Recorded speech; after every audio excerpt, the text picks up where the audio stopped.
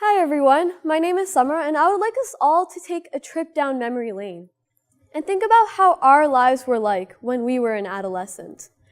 Now, if I asked your parents this, they'd probably say it's hard living with one. But there's only one thing harder than living with an adolescent, and that's being an adolescent. The moodiness, the wholesale lack of impulse control, all would be close to clinical conditions if they occurred at another point in life. In adolescence, they're just part of the behavioral portfolio. A portfolio that we've all come to accept, despite knowing all too well the hardships and the self-identity crisis that these students face. We still ignore the fact that there's a risk of developing mental illnesses such as depression. Now, I know you all may know what depression is. What you may not know is how common and concerning it is for adolescents. For example, in the first half of this 2016 year, 5 adolescents from Woodstock, Ontario committed suicide. Another 36 adolescents from Oxford County either expressed suicidal thoughts or attempted suicide. Clearly, depression is a widespread problem that is affecting a large portion of the population in Woodstock and in surrounding towns. If this is an ongoing issue in an area of Ontario, then others are certainly experiencing a similar crisis. We have all been through adolescence. We know the struggle of fitting in or even feeling happy at a point. So we cannot in good conscience let things continue the way they are. Now, to combat this problem, the best venue in doing so is at school. Here, students can experience high levels of school connectedness, which can actually lower the risks of developing depression by increasing self-esteem, encouraging secure peer attachment relationships, and promoting social connectedness. In the end, students spend a lot of time at school, so this venue has a lot of potential to have a profound positive effect on their lives.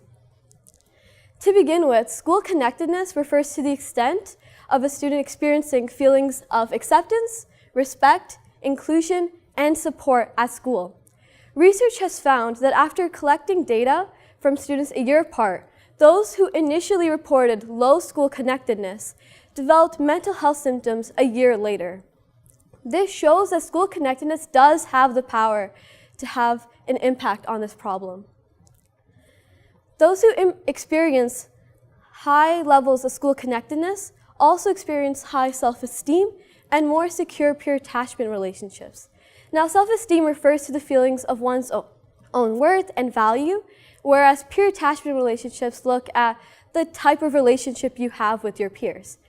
A study found that those with decreased depression had high levels of self-esteem and more secure peer attachment relationships, were actually the result of an increased feelings of school connectedness.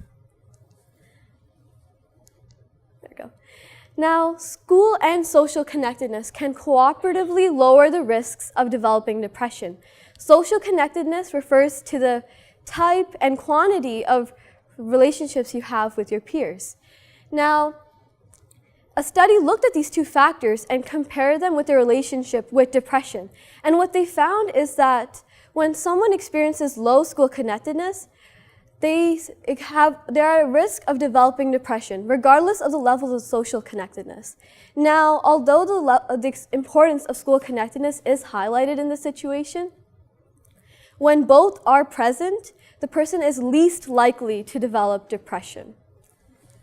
Now, research has shown that school connectedness can combat depression. Therefore, we must all do whatever in our power to act as a lifeline for these students.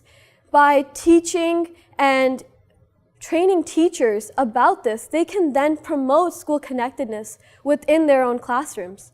Possible effective strategies include having a stronger student-teacher relationship, encouraging students to participate during class decisions, rewarding effort rather than achievement, not turning a blind eye to bullying, and refraining from any form of discrimination.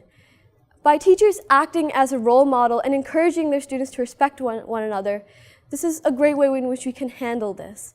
Administrative staff and other adults who interact with students on a daily basis should also apply these strategies, so that way they can lend the support that these adolescents need. The students from Woodstock realize the importance that school can have. Therefore, on June 7th, 2016, hundreds of students from 5 different secondary schools in Woodstock left their classes to protest against the lack of resources that were available for students battling with depression. Throughout the day, they told their stories in hopes that there will be a change in the school environment, and so no one will have to feel this again. We too can learn from their example. The issues adolescents are dealing with should not be considered normal. These are real problems that need immediate action. The students themselves are more aware, and they advocate for the things that they need and are highlighting that we need an increase in school connectedness. We too can provide that support to these students and act as a lifeline and help them through by giving them a feeling of connectedness and value. After all, you never know how much your support can help. Thank you.